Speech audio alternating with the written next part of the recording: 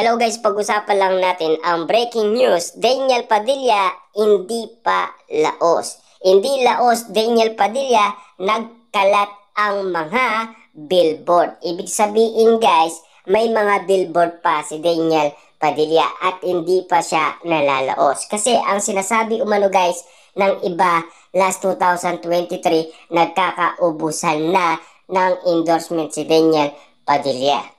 At siyempre, yun kasi guys ang inala nila. Kasi alam naman natin guys, no, inaalam yan ng mga netizens. At chinecheck nila ang bawat endorsement ni Daniel Padilla at Catherine Bernardo kung kailan nag-post ang nasabing kumpanya na spotted si Daniel Padilla at Catherine Bernardo magkasama pa sila. Yun kasi guys ang pinag-uusapan noon. Pero ngayon, eto na ang pasabog ng bali-balita na si Daniel Padilla hindi pa rin nalalaos. Kita nyo naman guys yung sinasabi nilang endorsement na niligwak daw si Daniel Padilla kasi kapansin-pansin daw guys yung post ng nasabing endorsement ni Daniel Padilla ay super tagal na daw at wala nang updated. Siyempre guys, no, paano nga naman sila magpo-post kung kalat ang balita na iwalayan? Siyempre mainit-init pa ang issue. Siyempre alam naman natin guys, hindi pa pwede. Siyempre kailangan suportaan din nila sina Daniel Padilla at Catherine Bernardo at tignan din nila ang sitwasyon na nangyayari sa paligid. Hindi yun, kumbaga guys, mag-a-upload ka, sino ang papansin? Diba? Ang alam nila, iwalay sila. Siyempre guys, pag nag-post ang kumpanya, ang sasabihin nila, nag-post pa naman itong kumpanya, alam niya nang iwalay sila. Madadamay sila sa issue ng Katniel. Yun kasi guys ay pagiging smart nila. Kaya nga naman guys, meron silang mga kumpanya. Tulad na lang guys ng ABS-CBN. Siyempre, nagbabayad yan ng iba't ibang mga artista.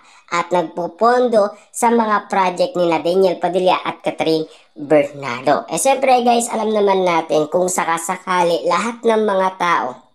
Halimbawa, katulad ko guys, no, na talagang ang inaasaan ko na lang yung mag-invest sa iba't ibang kumpanya na alam kong magiging patok ito sa akin. Dahil yun kasi guys, ang gusto kong isagawa sa aking pera. Diba? Kailangan guys maging wise ka rin. Diba? Kung hindi ka marunong tumingin at lalong-lalo na hindi ka smart sa iyong kaisipan at nagpapadala ka lang sa kwento-kwento ng mga tao, siyempre guys, wala yun. Kasi hindi mo kayang i-check yung mga background ng ibang tao kung ano ang sinasabi nila. Kasi mahirap nga naman yan guys ang sitwasyon na wala kang alam, wala kang idea, nakikinig ka lang at hanggang dun ka lang. Kita nyo naman guys, no? Ang lahat ng mga tao noon, pinapabagsak si Daniel Padilla. Bumagsak ba si Daniel Padilla? Hindi naman guys. Kita nyo naman. Naging successful pa ang teleserye ni Daniel Padilla at meron pa siyang napatunayan. Kita nyo naman guys, nasaan na ang mga bumabatikos noon kay Daniel Padilla? Nga na ba sila ngayon? Wala na ba? Naglaho na ba? Hanggang doon lang sila. Diba? Hanggang doon lang sila guys kasi tameme na sila. Kasi umaangat muli si Daniel Padilla. Siyempre guys, kapag naririnig nila yan, parang naiinis sila sa ginawa nila. Naakala nila kasi guys, magagawa nilang pabagsakin si Daniel Padilla. Si Carla Estrada guys, ano ang kailingan niya? Ipagdasal na lang ang sitwasyon na mangyayari. Pero si Daniel Padilla, ang ginagawa niya, nagdarasal din guys. Siyempre siya ay pumupunta ng bundok at nagmuni-muni or kaya mag-travel abroad kasama ang ibang mga kaibigan. Yan ang ginagawa umano guys ni Daniel Padilla. At lalong-lalo na guys, nabalita din noon na binibenta ni Daniel Padilla ang kanyang bahay na ibinigay kay Carla Estrada na nagkakaalaga ng 50 million. Ano ang sinasabi ng mga tao, guys? Wala na daw pera si Daniel Padilla. Grabe nga naman, guys, ang mga tao, di ba? Kaya nga naman, guys, no, nung nabenta yung sasakyan na ang sinasabi nila, yun ay pera daw ni Catherine Bernardo. Balak daw isole kay Catherine Bernardo. Ayon kasi, guys, kay Christopher Min, nagkausap na daw ang mga abogado ni Daniel Padilla at Catherine Bernardo. Nagkakasulian na daw ng mga gamit. Ibig sabihin, pero paano nga naman yun, guys, no?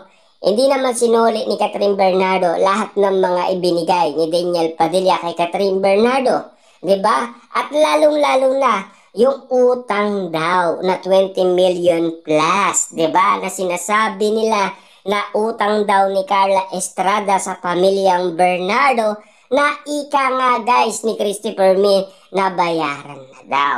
At meron pang kwento-kwento, guys, no? Nakabili pa ng bahay noon si Carla Estrada sa South naman para doon, guys, tumira si Daniel Padilla. Ika nga, guys, ni Carla Estrada, gusto daw tulungan ang kanyang anak na maka-move on. Pero ang pagkakaalam ko, guys, lumipat na daw ang pamilyang Estrada sa Pasig City. Yan kasi, guys, ang mga pinag-uusapan. Kaya nga naman, guys, no, happy-happy na ngayon ang pamilyang Estrada. Siyempre, alam naman natin, guys, masaya na rin si Daniel Padilla. At lalo-lalo na, guys, napapahiyak pa siya. Kasi tinitignan niya, guys, ang mga taong dati ay lumalait sa kanya na ngayon, guys, sumisigaw ang pangalan Daniel Padilla. Pero noon, ano ang sinisigaw nila? Cheater, boo, umamin ka na. Yan kasi, guys, ang pagkakaalam natin noong sila ay kumuha ng award sa AA. At konti lang, guys, ang nasabi ni Daniel Padilla, nagpasalamat lang siya sa nagbigay ng award sa kanya. Dahil alam naman natin, guys, binoto siya ng iba't ibang mga tao para masungkit niya, guys, ang kanyang kagalingan. Na alam naman natin, guys, magaling si Daniel Padilla at meron siyang ibubuga.